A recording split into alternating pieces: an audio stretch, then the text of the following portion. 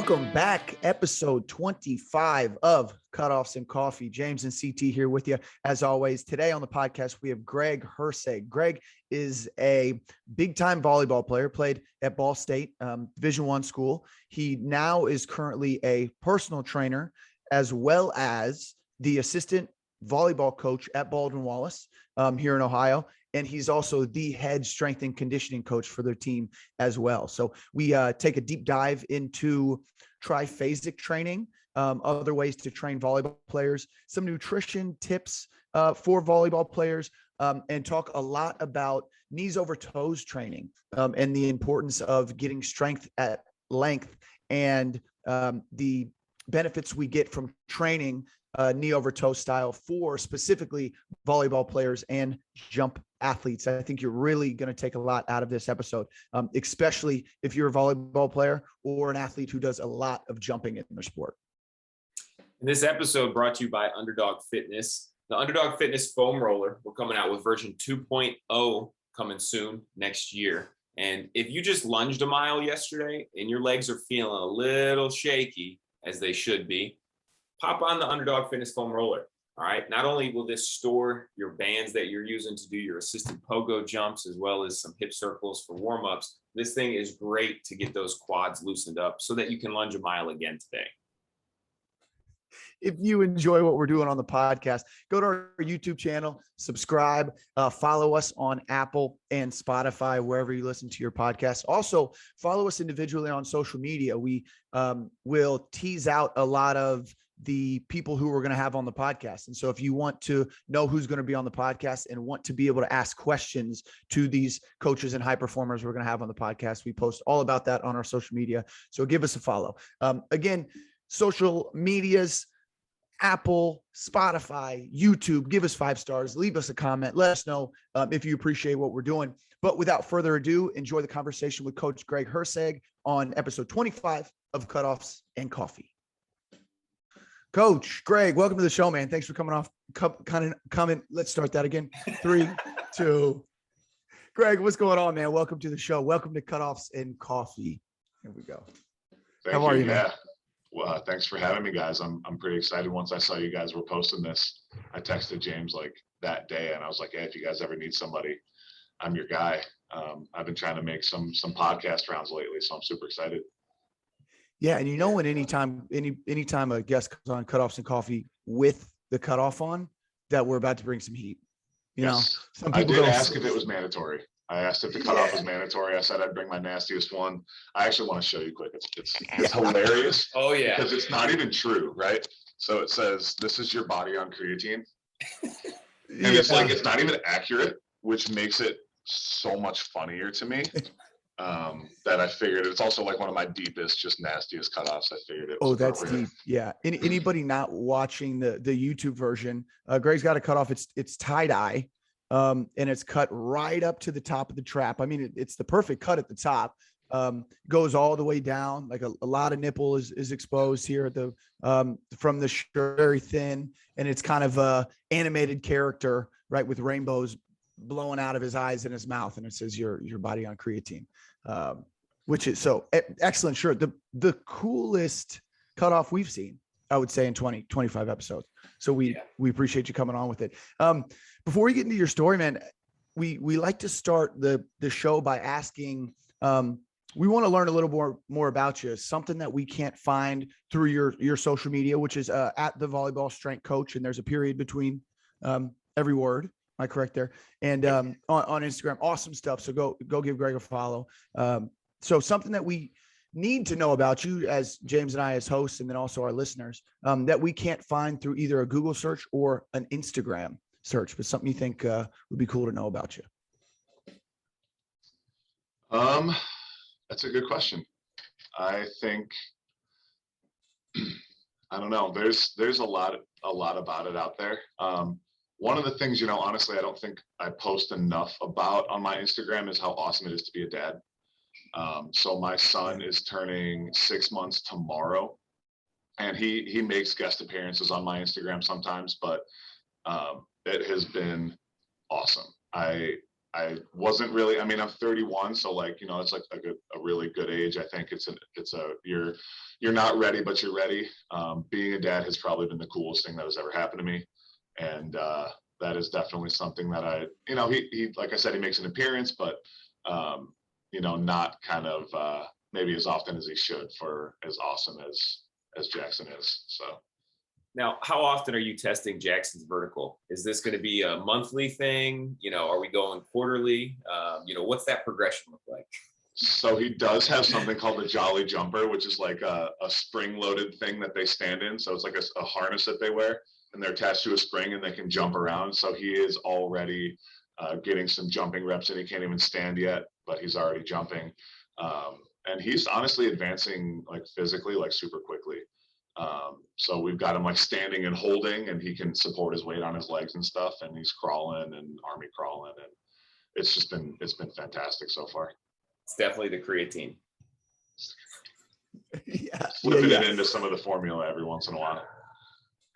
Greg, why don't you tell us your story, man? So for people who don't know about you, give us your story, give us your background, and then talk us to basically how you got to where you're at now. Sure. So I started playing volleyball when I was in the 7th grade. Both of my parents played, so they got me into CYO when I was really young. And I took to it really quickly. That led to me playing for St. Ignatius High School. I played 4 years there and was an all-state player there. And then I got last-minute recruited to go play Division I for Ball State, which is a separate story, but a really kind of a crazy story. So I played 4 years at Ball State. While I was there, I got my undergrad in exercise science and a minor in sports medicine. And then I decided to stay and get my master's degree in sports performance. While I was getting my master's program, I also worked at a CrossFit gym. So I really took to Olympic lifting. We started doing snatches and cleans and all of that when I was training for volleyball. And I really enjoyed that. So I went to kind of aired towards that CrossFit side a little bit because I wanted to keep training my Olympic lifting, and I was super into that. This was like 2013 when it was like sort of getting popular. Trained CrossFit for a while, moved, became a personal trainer, just at like a kind of a normal 24-hour fitness kind of gym. Did that for a few years. And then I moved back to Cleveland about almost 3 years ago now. Started playing volleyball again. Got a job where I am now at Lifetime. And then during COVID, I really kind of started to build my home gym, right? Just like a lot of people, I started to accumulate equipment.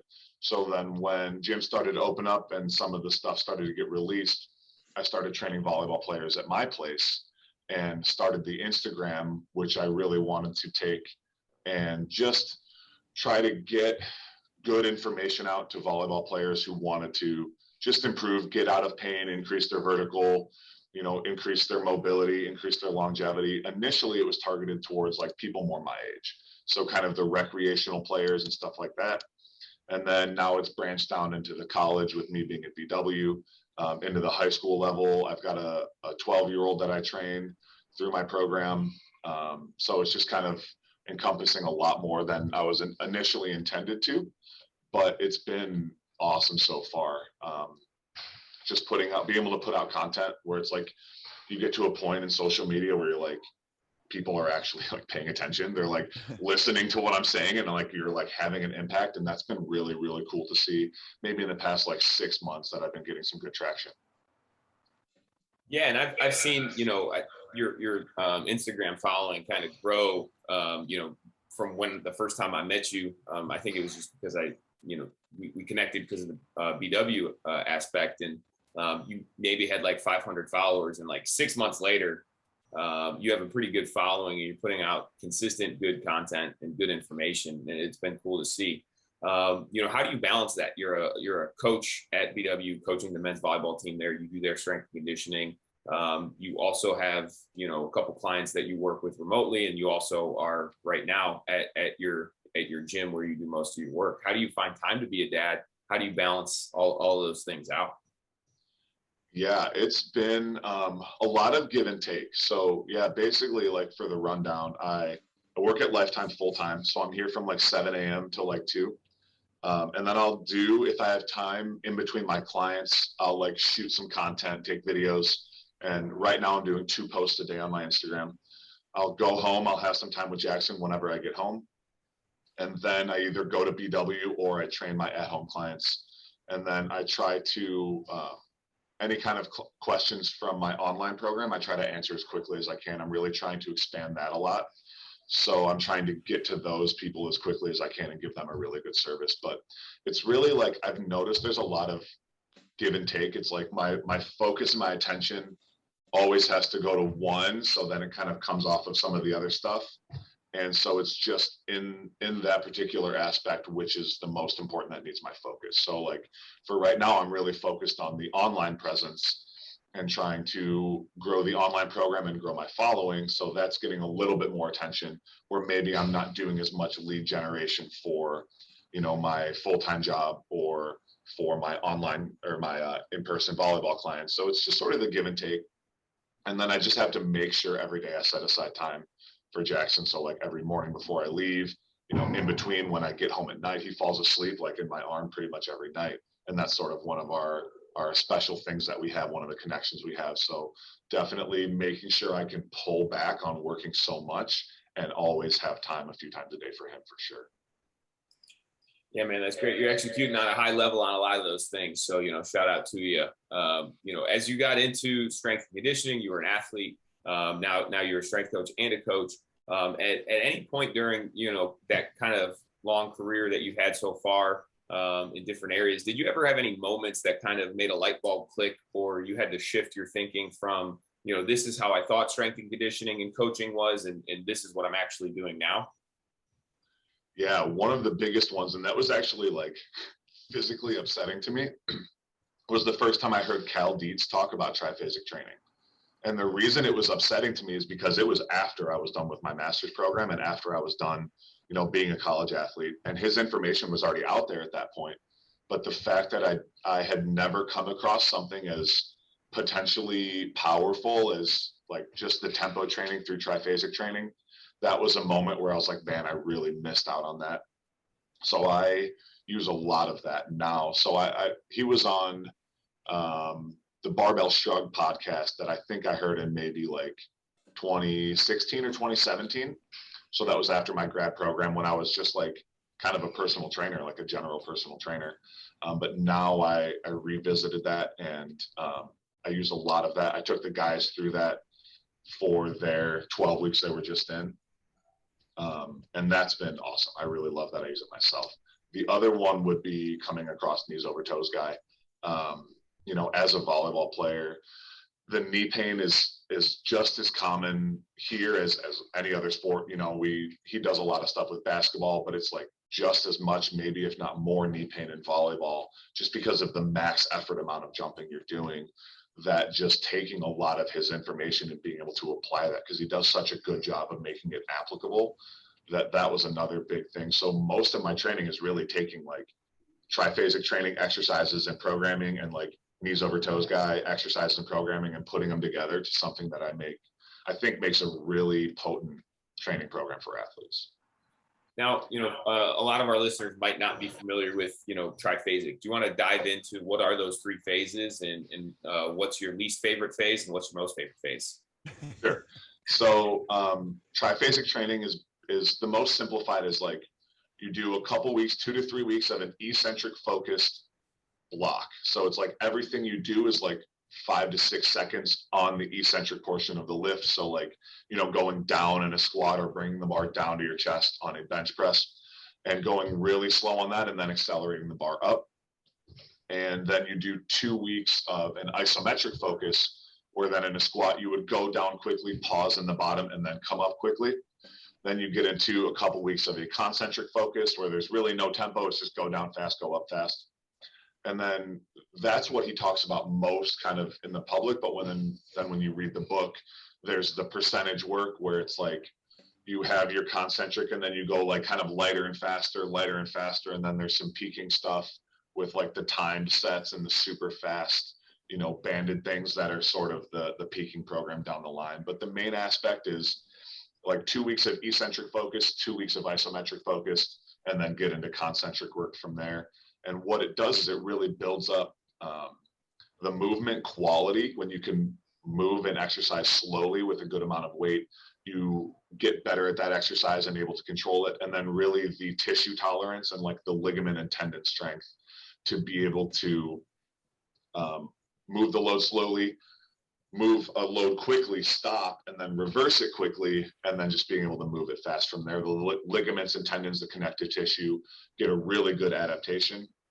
I would say my least favorite phase is absolutely the eccentric phase. It crushes you.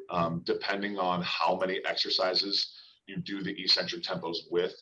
So initially he talked about just doing it on the main lifts, like a squat or a trap bar, you know, a bench press. But then he said down the line, he realized if you do it on more of the accessory stuff too, you actually get even more benefit. So I do it with almost everything that I do on there. And I'm actually starting that again next week. I'm going into a new phase starting over on the eccentric. So just mentally preparing now for that.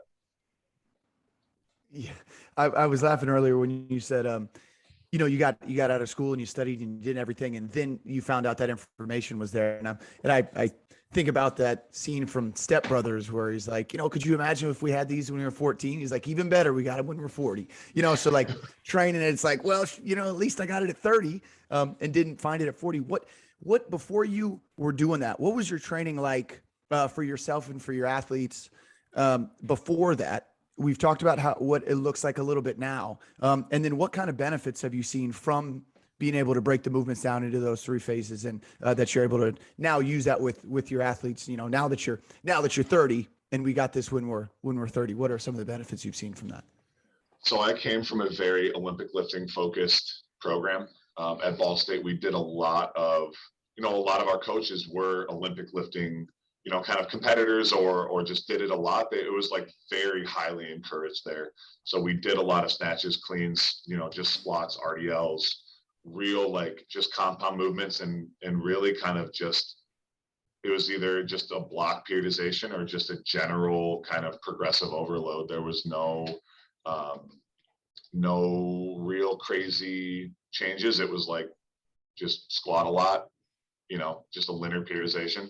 And then try to get your snatch up really high, try to get your clean up really high. And so that's how I trained a lot of people, just those components of, you know, how you would train an Olympic lifter with some additional stuff.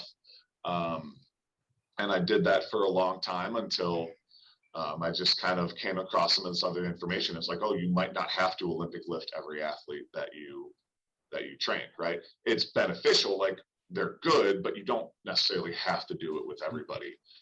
So I did do it with the Baldwin Wallace kids because they wanted to. So we snatched one day and we cleaned one day, just like a hang power clean and a hang power snatch.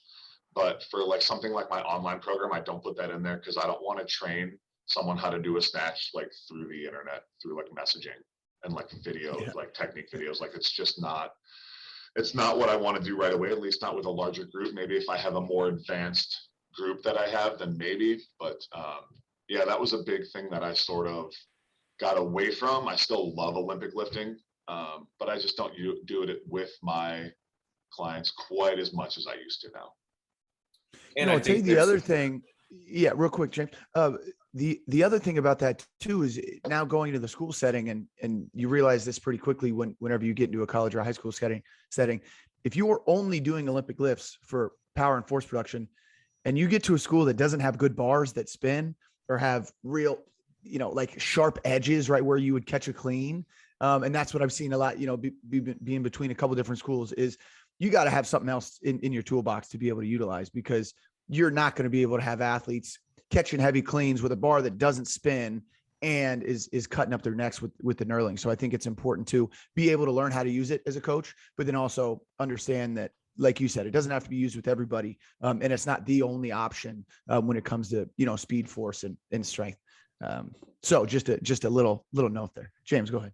Yeah. And I think that like when you only have that in your tool belt and, you know, everything looks like a nail and your only hammer is Olympic lifting, you know, that's what you're going to use. But at the same time, like in that team setting, it can be a lot of fun for kids, and they can take that skill and take it with them after they're done being a college athlete. You know, we had Jake Turr on a podcast not too long ago, and he talked about his shift in paradigm was when the soccer coach that he was talking about his off-season training was like, well, how are you going to help me get that ball into that goal with my athletes? What's that internal dialogue that you have with yourself, being a coach and a strength coach of the same team? Like, how do you decide, is this really what I want to do because I like these movements, or is this really what we need to do because I know it's going to help performance on the field? Like, how do you decide, in that situation, and go back and forth with yourself, making sure that what you're doing isn't what you like to do as an individual, but what you're doing as a strength coach is going to be beneficial to you as a, volleyball coach? Yeah, there's been quite a lot of that. I think one of the other, to go kind of back to your last question and tie it in, getting away from doing everything on two legs has been a huge change in my program. So it was like, it used to be like back squat, front squat, front squat, right? Getting into the single leg stuff, the more I've learned about kind of the way volleyball affects us, especially over time, the more I start to implement more single leg work. So it's like, even though you're jumping off of two legs most of the time, the forces that is getting put into each ankle, knee, and hip is not the same on both legs, even on a 2-foot jump, because of the approach and the rotation you're taking. So, it's like you take that and you're like, yeah, back squats are great, but everybody's crooked and they can't squat very well. It's like, do we really need to do that because the back squat is like a good vertical jump exercise? It's like, yes, but no, right? We don't need to do it. It can still help in certain circumstances. But maybe something like a reverse step up in a split squat or a lunge is going to be just as beneficial. We can get a bunch of load on one leg at a time. And now we get this rebalancing effect of, all of these forces from jumping in one direction all of this at the time. We can kind of balance some stuff out. So yeah, it's like you go through that thought of like, well, I know this is a really good exercise, but is it like the best for these athletes at this specific moment? Maybe not. What mistakes do you think volleyball players are making in training? I want to kind of roll this into your programming, what you do with your guys, because I from the stuff I've seen, I love a lot of it. What mistakes do you think athletes are making as volleyball players now that you're working with the high school and the college level? And then we'll kind of roll into how we can change those mistakes and what your programs look like. For sure. So I think one of them would be what I just said, and it's all like just that bilateral focus, where it's like, just getting the squat up, just getting the trap bar deadlift up, which I think are both phenomenal, but there's steps before that too. I would say just focusing on plyometrics is a big one, where it's like, oh, well, I want to jump higher, so I'm just going to do 18 different jumping exercises. And it's just not, you need to jump high to jump higher, but you just need to get weight room stronger as well. Obviously, get your body just ready to absorb those forces from the landing and being able to express that force through the jumping. I would say another big one would be training like a bodybuilder too often. So it's like, oh, I'm going to just come and I'm going to do my bodybuilding split. And, that's going to help me get bigger and stronger. That's the only thing I know how to do in the weight room, in the gym. So that's what I'm going to come in and do.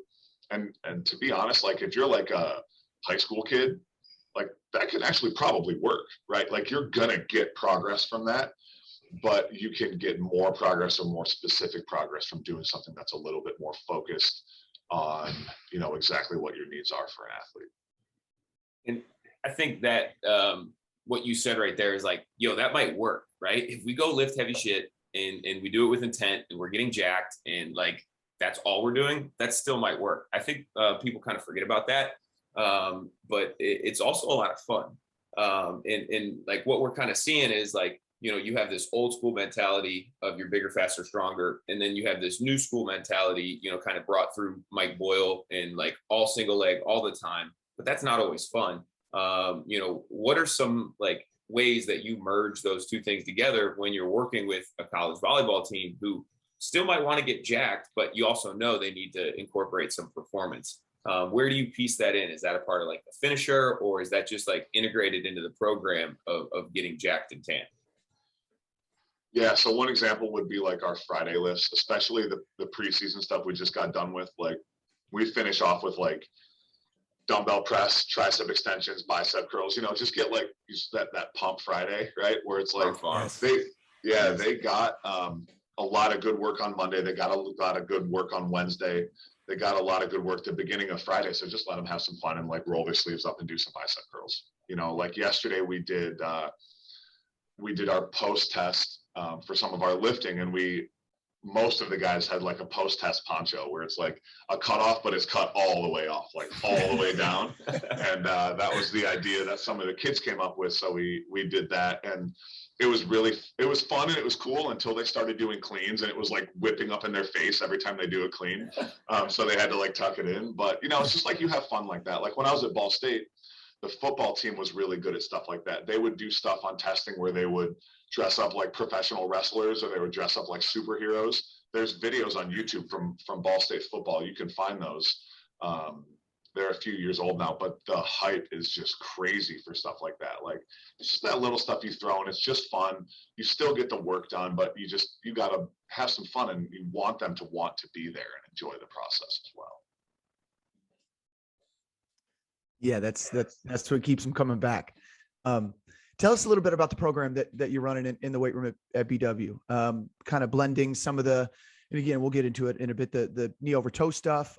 Also, with the Olympic stuff. What does your split, your 3-day, you guys are Monday, Wednesday, Friday over there, right? What's that look like for your volleyball guys?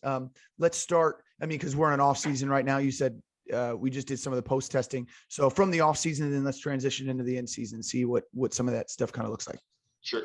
So I follow a pretty like standard sort of order of operations for exercises when I'm with them. So it's like they'll come in, we'll warm up, maybe we'll do some backwards walks, like partner banded walks where they're walking backwards, do some isometrics and some lower leg work, and then we'll do our plyos, our Olympic lifting, we'll do our compound exercises, and then we'll do our upper body at the end.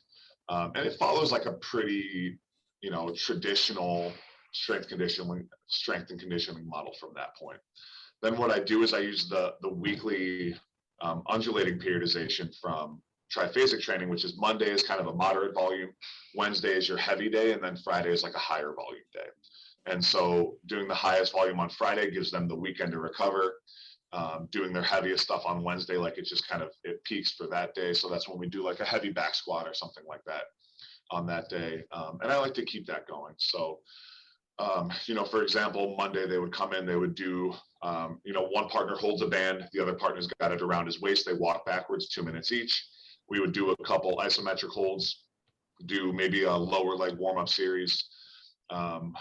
Recently we would pair like a power clean and a depth jump. I think that was a great superset we did. It's like do like 3 power cleans and then go do 2 depth jumps over the hurdles.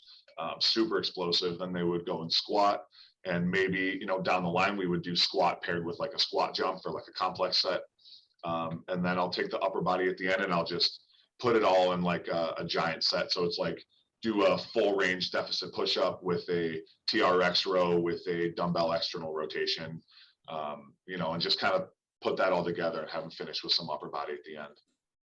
And before you kind of get into the in season, for people listening that might not know what linear periodization is or undulating periodization is, basically linear periodization would be, week 1 we're going to do 5 sets of 5, week 2 we're going to do 5 sets of 3, week, the next week we're going to do less. So just like kind of linear progression of reps. What does the undulating periodization look like in a couple of weeks?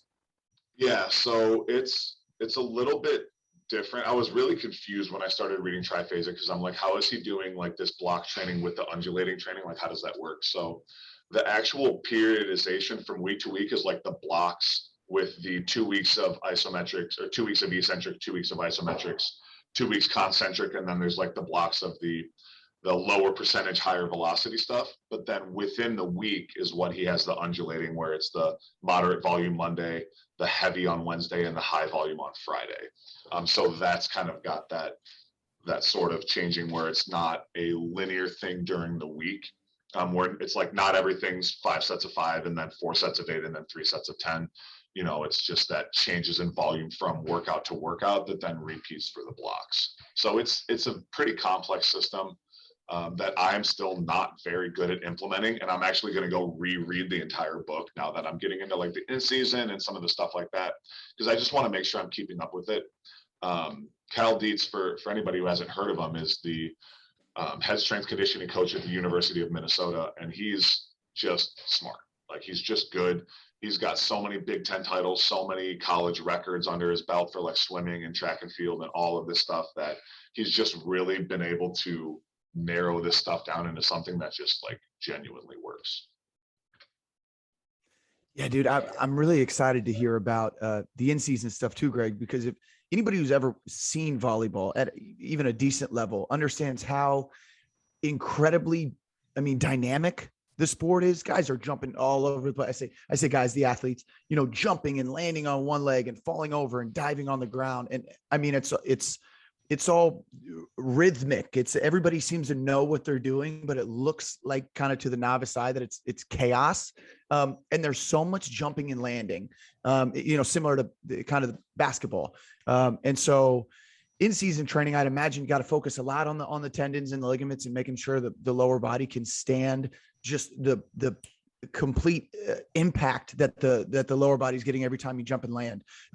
What changes when we start going in season, and what's the program look like for your guys as soon as they get ready to ramp up into their in-season training, understanding where the stresses are at in the sport?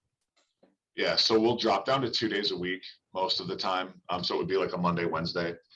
We can do a Friday, but that's up to the head coach at that point. But Monday, what we did last year, and I'm gonna keep this year. Monday was like a real, like, high, not necessarily high volume, but high rep, just short range exercises for just a ton of blood flow, like a recovery day. So when you think of recovery day, you might think of like foam rolling and stretching and, all of that. What I do is, I'm a firm believer that the best way to get any kind of recovery is through blood flow. You need blood to go in the muscle, in the joint, bring the new kind of healing in, like, the micronutrients and stuff. Everything that's going to heal is going to get brought in, bring out all the garbage, stuff like that. So we would do like sets of, 15 and 20 on some really short range exercises, stuff for the knees, stuff for the ankles, stuff for the shoulders, just to get a ton of blood flow and get them to feel good. And then maybe a couple heavier exercise, like more compound exercises, just so we can maintain some of the gains from the preseason.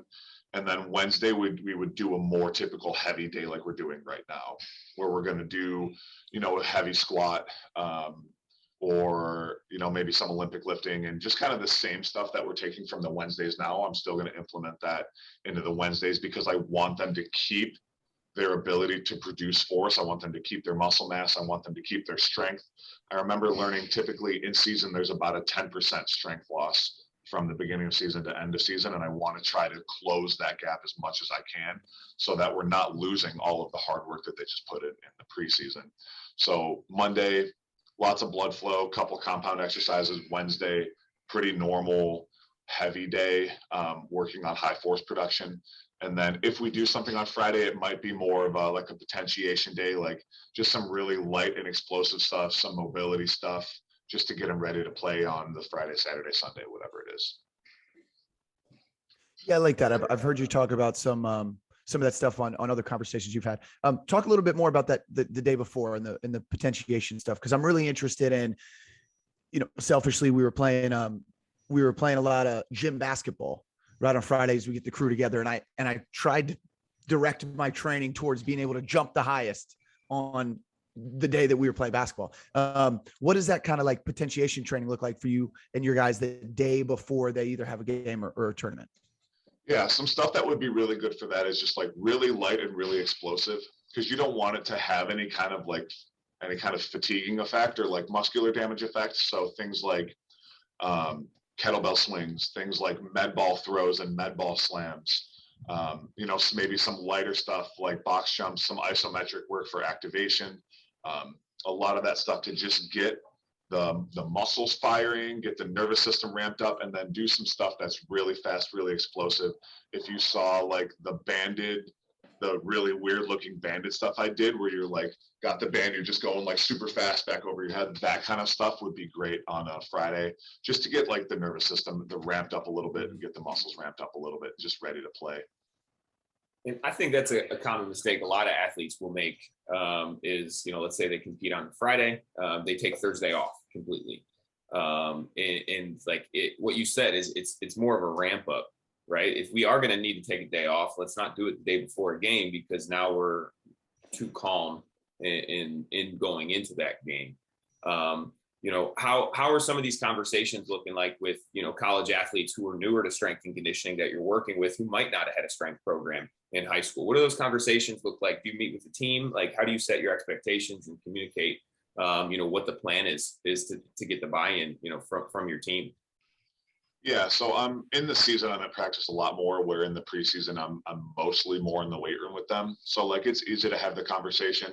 And this is something where it's like, it's almost not even a workout. It's just kind of like prep work. Like, it's not like a full necessarily even hour. It's just, you're just getting in and just kind of getting moving and getting explosive. So the biggest thing, if you're trying to get an athlete to do anything, is make sure they understand why they're doing it.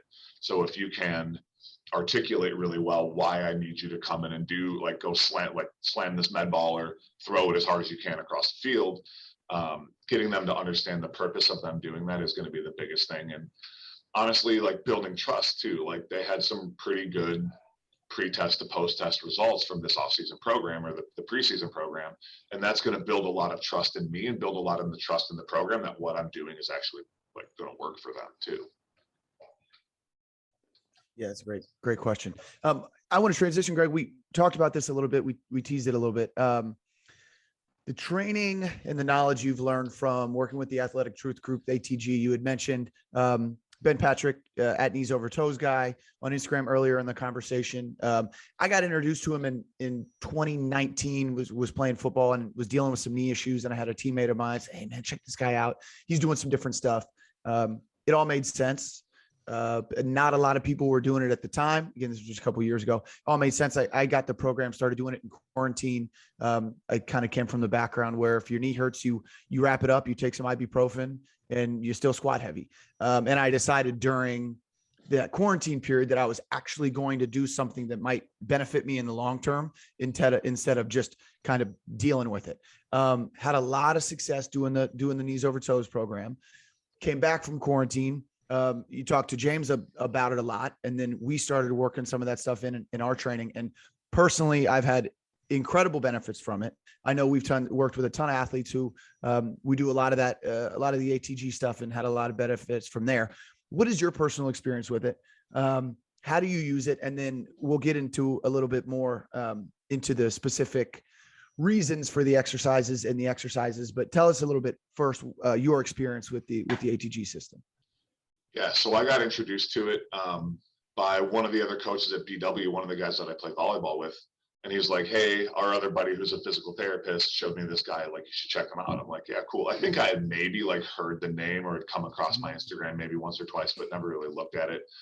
And when I first started looking through his Instagram and the way he's able to articulate things and like explain why in such a simple way, after a little bit, I was like, I need to find everything, all of the content that this guy has put out. And at that point, he had only been on like a couple podcasts. Like, maybe back then he had 300,000 followers. This was like just over a year ago, which is like still a ton, right? But now he has like 800,000. So there just wasn't as much content out there. And he only really had his two programs at that time. He had the Zero program, which is, I'm assuming what you did, where it's like all the body weight stuff. And then he had the standards program. And one thing that really intrigued me about his whole thing was, if you can get to these numbers on these exercises, you're going to be maybe not pain-free, but like really athletic, right? So every exercise has a goal of a percentage of body weight, where it's like, that's your goal to get there with like perfect movement quality, be able to do X exercise with Y percentage of body weight. And like, if you can get all of those, then you're probably not going to have a lot of pain anywhere, and you're probably going to be pretty athletic. So having that goal and that standard was very intriguing to me, to have something to like aim for. And it was interesting because I went through zero and then I got onto standards, and I could almost immediately do all of the standards for weight for like the knee-based exercises. So, you know, like the step up and the split squat, all of that, I could do pretty much all of those right away. But the hamstring exercises, I was like worlds away. For me to think about doing a Nordic back then, I was like, that's never going to happen. I'm like 6'3", 240 pounds. Like, I'm never going to do a Nordic. Even like the single leg back extension, like I couldn't do 10 with just my body weight. And I was like, so this is why my knees hurt. You know what I mean? Like quads, real strong. I can get those. Hamstrings, like I thought they were strong because I could deadlift like a decent amount of weight. But then you do something like a knee flexion, right? Where it's more just kind of hamstring, like only hamstring, and you're like not even close. So that it can give you an idea of what the missing link is. Like, is it your lower leg? Is it your hamstrings? Is it your quads? Is it something else? If you just bring all of those numbers up to kind of the goals that he had set, then you're going to kind of figure out what you're missing. And that was very exciting for me to see that. What are some of your favorite exercises? We have this conversation probably monthly. James and I do it at the gym about, you know, what our favorite exercises are from what he does that we're able to use not only to benefit ourselves, but to benefit the athletes. What are some of the staples? You already mentioned the backwards walks with the bands, which again, I think are a complete game changer. All our athletes listening are probably who've been at the gym and worked with us have backpedaled. And so I talk about it a little bit after we finish the backpedaling about the benefits from just being in that position. But what are some of the staples in your training that you use that you've learned through their system? Yeah, the backwards stuff is huge. He calls it ROKP, which stands for reverse out knee pain. So backwards walking, backwards running. And then I love the backwards sled, as well as we have like some skill mills here, which are like the U-shaped, like self-propelled treadmills. Those are fantastic for backwards walking because ours have resistance to them. I really like all of the the reverse step up variations. It's only to like, you're standing on like a 6-inch and stepping forward. So it's not like a touchdown squat or something where you're stepping to the side. It's just all knee translating forward. I'm a big fan of those because that's a very jump specific position where it's like on a 2-foot jump, you're going like probably just above 90 degrees on your knee angle. And you generally at takeoff have a very upright posture. So it's very jump specific. I really love the single leg back extension. So on a 45-degree back extension machine, doing that with one leg to help rebalance the hamstrings and the lower back. I think that's a phenomenal exercise. Big fan of the Nordics. And I'm a big fan of the fact that he implements hip flexor work. I had done a little bit of that in the past with some psoas work from some stuff that I was doing earlier with the guys from StrongFit. But the introduction of like the monkey foot with the like weighted hip flexor raise, I think that's really big too. That's a big missing link, I think, for a lot of people. We actually just got our first pair of monkey feet at the gym. So we're excited to start playing around with those. That's another eye-opening one for the hip flexor raise and for the standing hamstring curl, where it's like, they're tough. Like if you've never done them and you're like, okay, I got to do 10% body weight for 20 reps. Like it's no joke for sure. And I think the one thing that I use a ton is the single leg back extension, especially like identifying, like you said, the weak link in the chain is like when you put an athlete on that single leg back extension and they literally like squiggle their way up. It's an eye-opening moment for them to realize that like there's different ways to kind of work that muscle. And then they like come out of it and like, oh my God, like I feel a back pump for the first time, like a lower back pump. And that's helped me out a lot, that lower back pump. You know, kind of speaking of quad pumps and back pumps, what is your favorite exercise to get that quad pump? Is it those reverse back pedals? Is it the step downs? Like what's your go-to to fire that quad pump?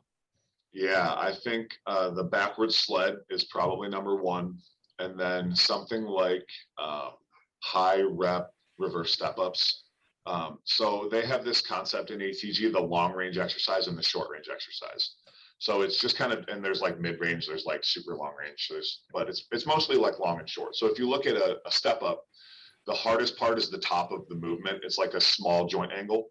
Where if you compare that to an ATG split squat, where you're in a full knee bend, that is more of a long range exercise where you're training the most closed position of the joint. And short range exercises are really good for pump and recovery because they don't put as much stress on the muscle and on the connective tissue.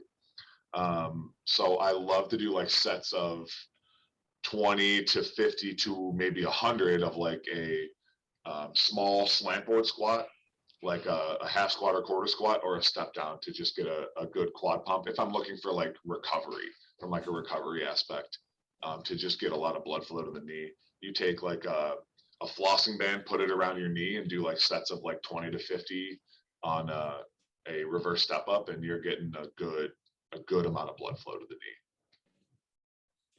Yeah, there's a lot of links between actually the quad and knee tendon issues. And so that kind of goes back to James' question about like getting the quad pump for people listening. When we came back from quarantine and got back into the gym setting, first thing I did, again, still dealing with a little knee pain, was I would load the sled up and do reverse walks for 1 minute, 2 minutes, sometimes 5, did a half mile of a loaded sled walk. And that was one thing that really every time I went into the gym and felt bad, I would do reverse walks and would feel better immediately. And I've suggested to a lot of people with knee pain, we've had a couple conversations with other guests about knee pain on here. And that's one thing that just always sticks out to me as being so good for that knee pain. You playing at such a high level, working with athletes at such a high level, did you deal with any of that, the jumper's knee stuff when you were playing? I know you've talked about, and you can talk a little bit more about your calf injury, which is just a horrible, annoying thing to injure, when you're a high level athlete. But did you deal with any of the jumper's knee? And if you did, what were the benefits? What were some of the things that you did to be able to get out of that? Yeah. So I probably started getting knee pain when I was like 16 from playing volleyball. I was a pretty decent jumper in high school. And even though I was in the weight room, I probably about 16 is when my knee started to hurt all the way through now, basically, until I started to really get good at the ATG. So even through my college career, like every volleyball player back then has knee pain, right? And I was so messed up at the end of my senior year from my knees, my back, and my shoulder that I didn't play volleyball for 3 years. That's when I got into CrossFit and Olympic lifting. Because of course, if you have a bunch of joint pain, like going and doing CrossFit is probably like your best choice to do as a next step. But it actually did. The closest box. Yeah, it did kind of help. And just not jumping so much helped. But then I started playing volleyball again, and my knee pain came back really quickly. That's when I found ATG. And there's certain things where it's like, I still have some knee pain, primarily in my left knee. I have chondromalacia, so like the bottom side, the underside of my kneecap is like starting to kind of wear down, and I have these floating like pieces of cartilage in my knees, and that's really what causes my pain. There's no exercise or really nothing that I can do about that I am aware of. But one thing I've noticed that's been a huge difference is like I can walk up and down the stairs without pain. Like I forgot I used to have to walk downstairs sideways, but you just get so good with like between the backwards walking and the step ups, primarily building up the tissue tolerance of the quad tendon and the patellar tendon, where it's like now you actually have the strength to do that stuff pain-free. And that's just the sort of, activities of daily living thing that people don't really think about. They're like, well, yeah, maybe my knee still hurts a little bit when I play, but it's like, but I can do all of this other stuff pain-free. I don't ever wear knee sleeves anymore. I don't ever have to take like ibuprofen or anything anymore. I remember about this time last year was the first time since I was like 15 or 16 that I didn't have to take any kind of like NSAIDs or anything before I played volleyball and not have pain. And that was like a kind of a huge moment for me, because it was like something that you just really you think is never going to get to that point where you don't have to take anything anymore. And just putting in the work on like, those specific exercises made a huge difference. Dude, Greg's being a little modest, by the way. He said I was a decent jumper. Just Google this guy. We were talking about it a little bit off air. I mean, there are pictures at Ball State of him jumping. I mean, it looks like the guy's going to jump over the net. we talk a lot about plyos in training with guys who want to jump high. What are some of your best tips for plyometric training? Just for athletes who want to jump, whether it be on the volleyball court or on the basketball court or in any of the other sports? Yeah, so I really break it down into like a few different categories. I really like to start with a lot of ankle stiffness work. So something like pogo jumps, and like bounding, I think is a good starting point if you can build a good foundation from like isometric holds, right? So just working on the ankle stiffness and building up the ability of like the foot and the Achilles to resist movement, and because that will just store and release energy on its own. So we do stuff like that with the pogos, or like, jump rope and double unders, things like that. The one thing that was another big eye-opening moment for me was knees over toes guys' use of what he calls jump balance, which is learning how to jump on all four plants. So as a volleyball player, you really only ever jump with one of those. If you're left-handed like me, it is a left-right plant. And if you're right-handed, it is a right-left plant. And that's just how you jump all the time. Maybe you do the other way if you're blocking on like a different direction, but you do 95% of your jumping with the same footwork. So if you can include not only jumping off of 2 feet the other direction, but even including some 1 foot jumping, and start to balance out your strength and your vertical ability on all four of those, not only does it make your regular one go up, but it decreases your pain and your breakdown of like your hips and your knees, because you're not getting the same force on the joint the entire time. I remember in grad school talking about, it's like, they're like, how much jumping volume do you really put on a volleyball player, because they're already jumping so much? It's such like a kind of a conundrum. And I think jump balance is the answer to that. I can bring guys in and I can have them jump with their opposite approach footwork, and not only are they still getting good plyometric work in, but it's actually going to be beneficial to their knee health and their joint health in the long run, because they're kind of balancing out those forces. So I'll do that, and then some kind of like depth jump work. I'm a big fan of depth jumps. Those are kind of the OG plyometric. Like, there's a self depth jump progression that I use, where you basically jump as high as you can on 2 feet and then land on 1 foot. And that's sort of more mimicking like actual in-game things that happen, like jumping and landing for volleyball.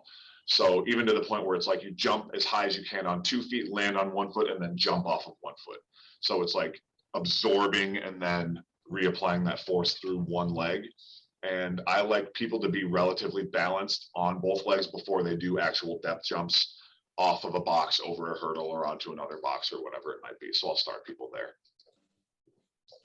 You want to really get exposed as an athlete and a jumper, try to jump off of your opposite plant that you usually do to jump. I mean, that was a big thing for me too. What you bring up, that jump balance. I was always, I'm right-handed, so I'm the opposite of you when I go to my jump. And I was obsessed with jumping in junior high and high school, and ran some of the old programs and dunked my 8th grade year. I think, James, that's when I think you had your first dunk too, right? Like around 8th, 9th grade, something like that.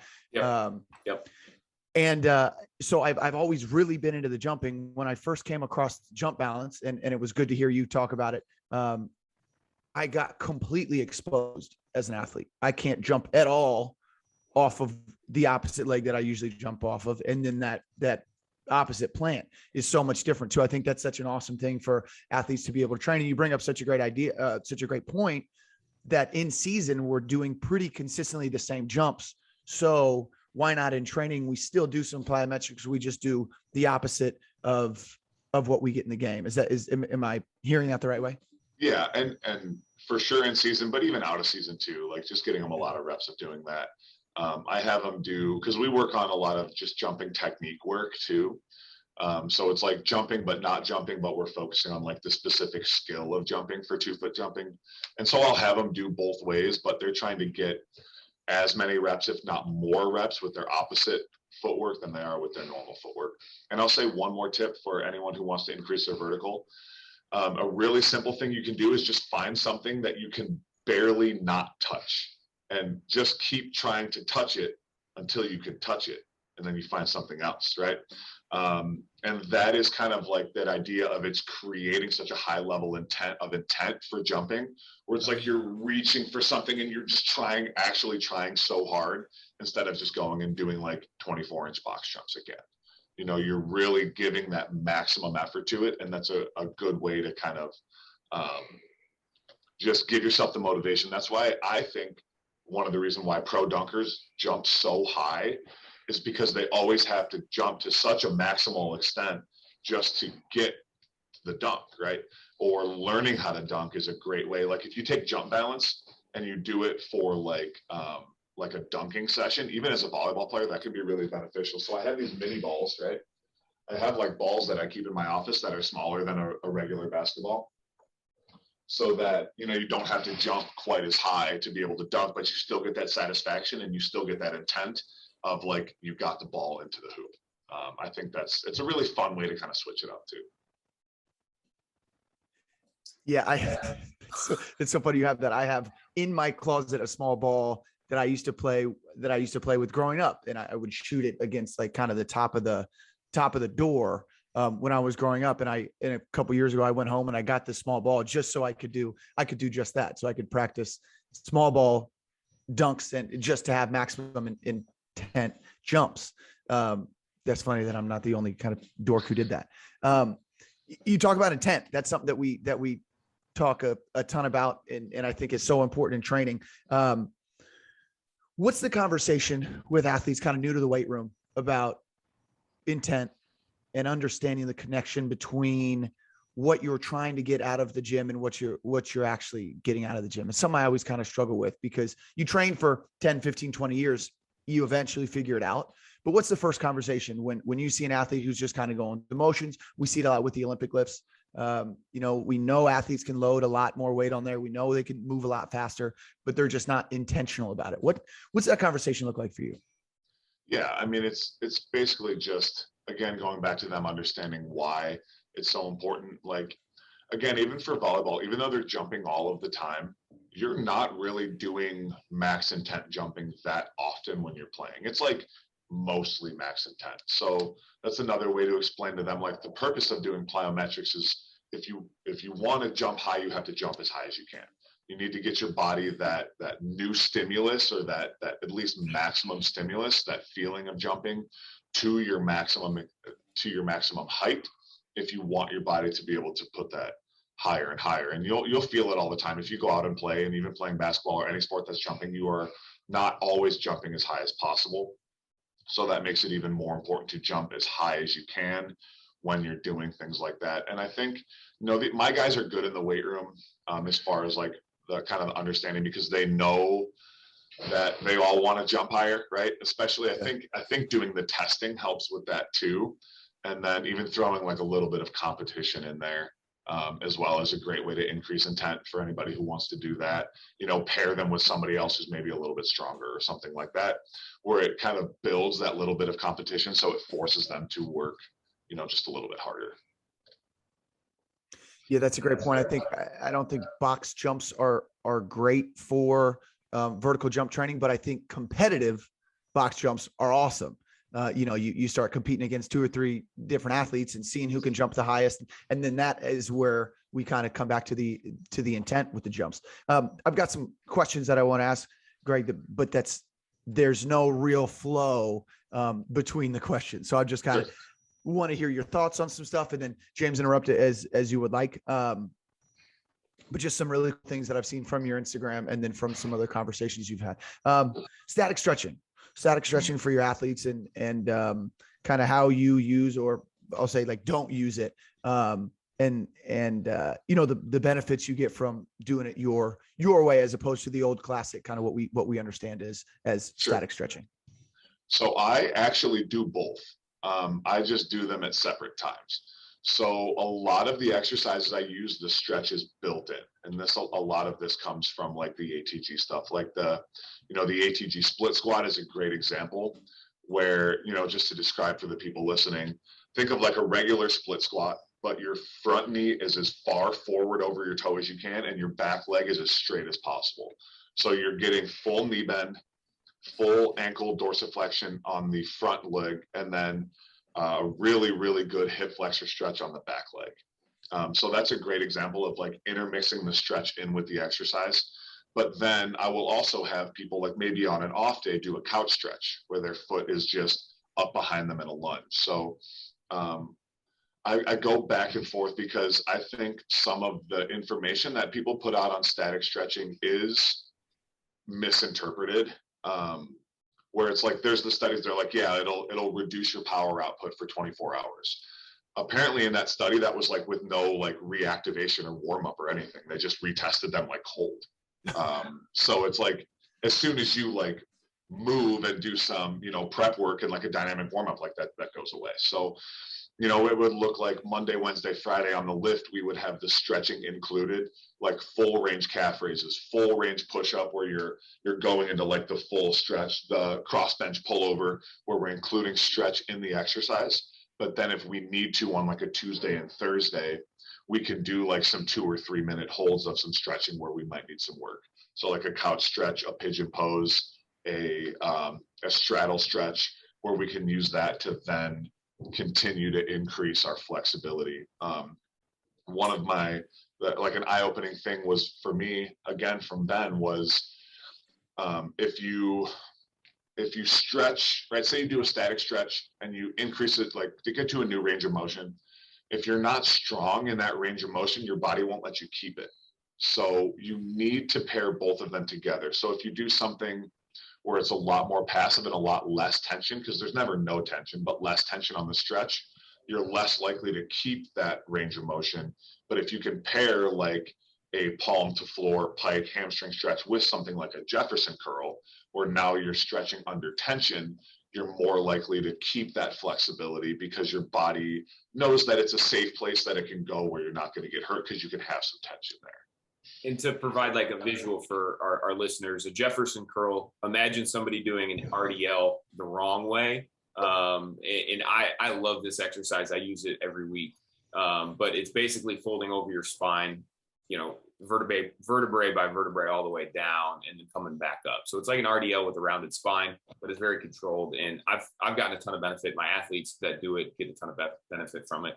It's one of my favorites. And to kind of go back to your static stretching point, I hated static stretching until I was introduced to the ATG long duration stretches. So like, you know, great. Okay. I stretch my hamstrings for 30 seconds. I touch my toes 30 seconds. I don't feel anything from that. But then once I started doing these for 3, 4, you know, up to 9 minutes, like I started getting the residual benefit of not having to go back to that stretch. You know, what are your typical like durations on some of these couch stretches, you know, elevated pigeon, some of the ones that you use? What are you usually prescribing from a time standpoint for those static? Yeah, typically like minimum of 2 minutes on each one. I like for a straddle, I'll do like 3 to 4. So just like sitting with my, you know, on my butt with my legs as wide as I can, leaning as forward as I can, because you can move like side to side. You can go one leg to the other. But I remember learning in school, like to create an actual long-term change, it needs to be at least a 90-second stretch. That's like a plastic change versus an elastic change is like shorter. Like if you do 30 seconds, you'll be able to go a little bit longer, but you're not actually making any change to any of the actual structure. So minimum 2 minutes is what I like for each one. Maximum like 5 minutes, you know, maybe even longer. You set up to 9 minutes. It's just kind of like learning to relax in that position, but still, again, we need to have some tension and for our body to know that it's okay for us to be there. Yeah, the only time I really dedicated myself to static stretching was one season that weeks after it, I ended up pulling my hamstring. So since then, it's always been one of those things where I would rather train full ranges of motion than spend a lot of time sitting in some of these classic poses. But I think you do have to have a general amount of flexibility to be, you know, to optimize your training. So, you know, devil's kind of in the dose, right? With that, you can do it, but still make sure you're training and getting strong at ranges of motion. For sure. And I think it's like, once you get to a certain level of flexibility, like is more on top of that going to be better for athleticism? Right. Like probably not. Like if you can do some certain standards, like, you know, a palms to floor with your legs completely locked, like your hamstrings are probably flexible enough. right? If you can do a couch stretch with like your head or your shoulders touching the wall, like you're probably flexible enough.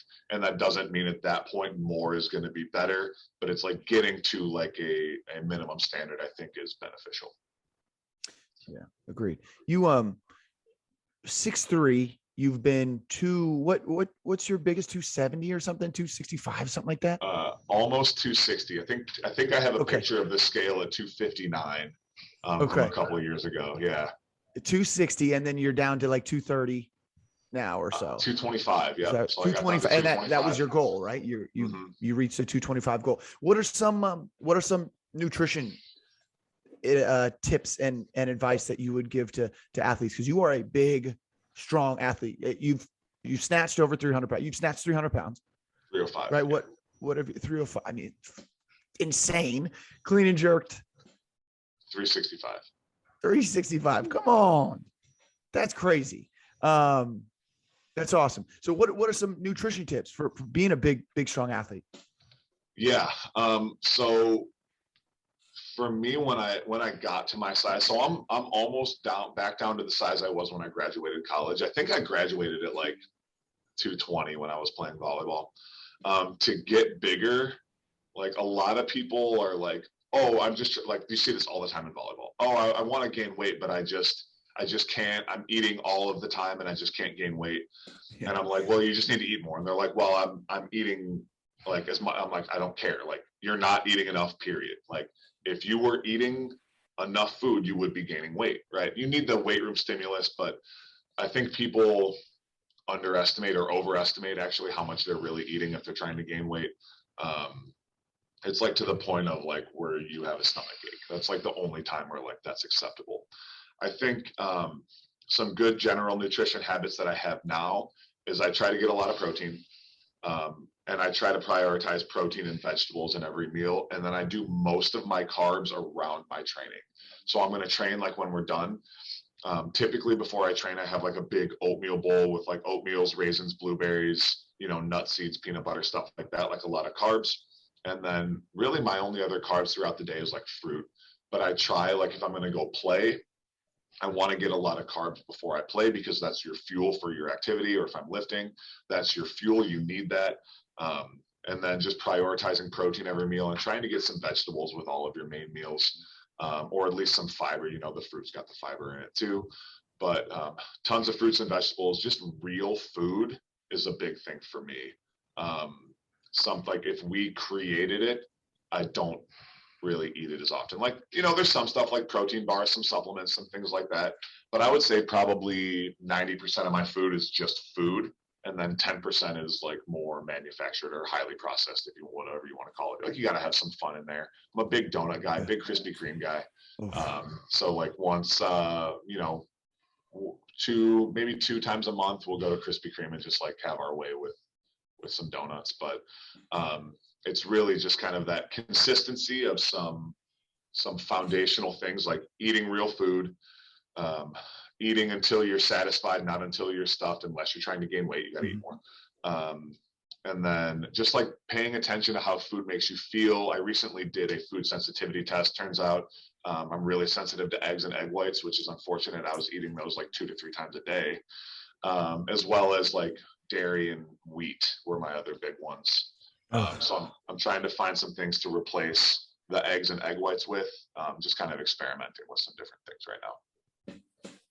Yeah, that's tough. I did one of those, and I was crossing my fingers that it didn't come back eggs, because that's something every day I'm eating. Right. And I think you're kind of on the forefront of this. That's why I ask, what's the future of volleyball training look like? I think we're already trending in the right direction where volleyball players even lift weights in the first place. Like when I was in high school, like we would be down in the weight room and it's like the football team and the wrestling team and then like the volleyball guys like over in the corner, right? Like with no coach and no program, just kind of like over there like trying to figure out what we're doing, right? Now this year when I asked at the beginning of the year, every single kid from my incoming freshmen had some weight room experience. So I think that alone is a really big step. And I think the future is really just trying to figure out the dosage. So like, how strong do you actually have to be? How strong do you actually, or how big do you actually have to be like a high level volleyball player? Probably not like insanely strong, but able to do, you know, a good amount of weight per your body weight for a lot of different exercises. So I'm doing an experiment right now where I'm not lifting any more than my own body weight and added load for a lot of these like ATG exercises. So like a ATG split squat, can I do 225 on my back? All the different step ups, can I do 225 on my back? And that allowed me, like last week, I was like, let's see if I can still double body weight, do trap bar deadlift. And I could, like, I did like 1 plate, 2 plate, 3 plate, 4 plate, 4 and a 25, right? Just like, I mean, it was, my legs were plenty strong. It was actually my upper back that was almost going to be the limiter there, just because I haven't had a ton of load on my back. So I think the future is like learning the right dosage and the right exercise and being able to implement that in a way that we can actually use it for sport. So recently I've been talking about, like, we're build the strength. ATG is really good at, you're building the strength in these movements. What they don't do a ton of is implementing that into sport, right? So taking like the calf strength and the tibialis strength and doing like a side to side pogo hop or something like that, where you're doing a single leg exercise where you're getting the co-contraction. So you're taking the strength of the tib and the strength of the calf, and now you're actually using it for something athletic. And that's a lot more of what I've been focusing on lately, like getting people's, just their mind wrapped around like, yes, strong is good, but implementation of strength is actually what we need. So how do we put those two things together for volleyball or just sports performance in general? Awesome. If you can take 3 exercises from our conversation to use with volleyball players. So, you know, volleyball players listening right now, they've got a lot of information. Hopefully, taken all the notes I have here. What are 3 exercises that stick out to you that every volleyball player should be doing? I would say the reverse step ups. So the step ups I talked about, ATG split squat and single leg back extension. Those would probably be my biggest 3 if I had to pick 3. If there was a 4th, it would be Nordics for sure. And I mean, thinking about the resting position that volleyball players maintain for, you know, the majority of the game, right? If we have weak erectors, weak QLs, we can't, you know, pull ourselves up with those, and coordination with the posterior chain, like, you know, we're in a bad spot. So like, kind of that has a lot of tie into the game, just in your resting position. Yeah, if you take like the single leg back extension and you pair that with like on the same machine, do like a side bend, like a QL raise. I love that as a back pain superset. And then you take the ATG split squat and like a psoas raise, like some kind of hip flexor work, and that as a superset. Like if you get really good strength and length on those 4 exercises, you can do wonders for back pain, specifically for volleyball. You'll see just like where that QL is, just above the hip on one side or the other, there will be back pain on a lot of people. And if you really balance out those 4 things, a lot of that will go away.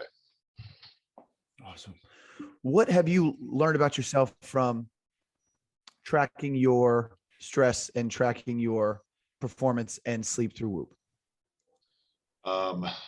Well, I got to bring it up. I got to bring it up because I'm a Whoop guy. James is an Did you get your 4.0 guy. yet? Not yet. No. So I'm excited. 4.0 on. It's really not that much different, but it's pretty cool. I mean, it's not different. Well, unless you want appreciate you bursting my bubble. I'll still be excited about it. Well, if you want to get like the clothing and stuff, that's the biggest advantage is the wearables. Right. You know, it has the pulse oximeter, which it only gives you 1 reading a day. And then it still hasn't given me a skin temperature reading. It's still like calibrating that, but I mean, it's cool. Like it's smaller and it's good. It's been working well, but it's been interesting lately. When I first got it, I thought I was recovering pretty well. And then you can really see how something like nutritional changes affect your recovery. So interestingly, recently, when I was doing like this last little bit of my weight cut, I lost a lot of weight in a small amount of time, but my recovery was really high through that period. And now more recently that I'm kind of off the program, because my nutrition was like a 9.9 out of 10 for like a month. Now that it's like maybe like an 8.5 or an 8 out of 10, like my recovery is down too. I think we're at the time of the year where people are kind of getting, maybe you get a cold or you get something like that's going to affect your recovery. I don't know. But noticing, like, thinking I was recovering really well, and then actually seeing green every day for like 10 days in a row, like a high level of recovery, was like, oh, this is what this actually feels like. You can actually feel, like, for me, the motivation to put out social media content is a lot higher on the days when I'm more highly recovered. So it's like your brain is just working. These ideas are just like coming to you, and you're like, okay, I'm just going to film this and this and this. And I've got like 4 days worth of content right now, where there's days where maybe you're sleep deprived, I'm a new dad, didn't get as much sleep. You're like, good thing I did that day of prep and I have 4 days of stuff, because I don't feel like filming anything today. I primarily use the Whoop for like the recovery and the sleep. I like to see where my sleep is. It's trash, right? If there was one thing in the health world that I need the most help with right now, would be sleep, even though it is the most important. And a lot of that is the early morning job and the 6-month-old son. Those two things together don't really equate to really high quality sleep. Yeah, we're gonna keep letting James think he's recovering, and really he's got no idea how under recovered he is. How about that? I am so recovered today. We'll keep letting that happen. I want you to talk real quick too about your Volleyball Ability Online program. This is people are listening to this online on the internet, and I want to give you an opportunity to talk about that. Yeah, so that was something I came up with, just a few months ago. It hasn't even been that long. I was training these volleyball players in person, and I had a couple online, like, personal training clients for volleyball, and going through and seeing the simplicity of doing the ATG programs and how effective that could be as to like get the information out to a large amount of people. I asked about, did like a poll on my Instagram about an online program, and it got a really good response. So I took a lot of the stuff I like from Ben, a lot of the stuff that I like kind of from myself, even like Jake Tour with some isometric stuff. Like, I added a lot of that in because there's good info on that. And I just tried to create, like, if I was going to train somebody online, a really simple, really effective program that pretty much anybody could do. And at the time when I put this out, a lot of the gyms still weren't open. So it was like, okay, minimum equipment, minimum training age. Like, you don't need to be an experienced gym goer to be able to do this. So at the same time, like, I can still get good benefit from it, even though I have a full gym and I have been lifting for a long time. I think one of the things that surprised people about is the simplicity of it. Like, in the first phase, I think each upper body is like, there's only like 3 upper body exercises per day. And people are like, can I do more stuff? And I'm like, you can. But part of the beauty is in the simplicity of being able to find the stuff that actually makes a big difference and getting really good at that. So I actually have the entire year kind of mapped out. It's going to be a 12-month program. And I actually am working on getting some teams involved in this remotely too. So like volleyball teams getting involved remotely, where it's like, now you have an entire year. Maybe it's like a D3 school where you can't afford a strength conditioning staff. So you can just have them go through this program to go from as soon as the season ends all the way through their season and have like a good, effective program to follow. So I have that, and then I'm going to be soon pairing that with like an advanced, just vertical jump focused program.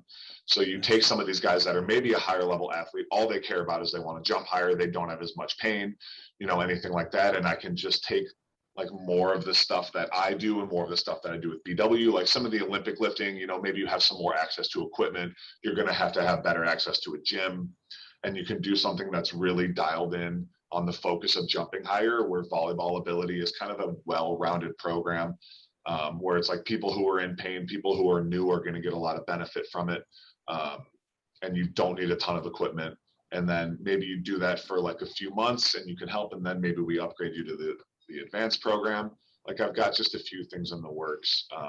I don't want to make it sound like if you're an advanced athlete, that the volleyball ability is too easy because it's up to you to make it difficult enough to get the benefit from it. But, you know, there's some more advanced things that we can do that I would want that in a separate population. Awesome. And that can be found through your social media, which we'll again tag here at the end. 2 more questions, man. Then we'll let you go get this nasty quad pump and that nasty tank top. Ball State graduate. I spent some time at Ball State. My best friend growing up went there, was a cheerleader there. And he and I had some great night outs at Ball State. What's the best bar at Ball State, on Ball State's campus? So these days, I don't know, because Dill Street closed while I was there. Dill Street was Dill Street was it. Dude, that was just the nasty, grimy bar that everybody went to at the end of the night. And you just finish your night there, right? So they had Old Dill Street, which was just notorious. They closed it down. They built a new one. It was okay.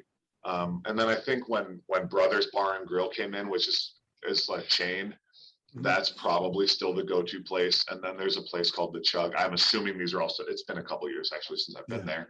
The Chug is more like low-key, kind of like more like hipster bar, at least at the last time I was there. Like it's been there. It's like the longest standing bar in Muncie, at least at Ball State's campus, where Brothers is kind of the big one that came in and sort of took over like the party scene a little bit. Oh man. I remember when Dill Street shut down, my buddy was crushed.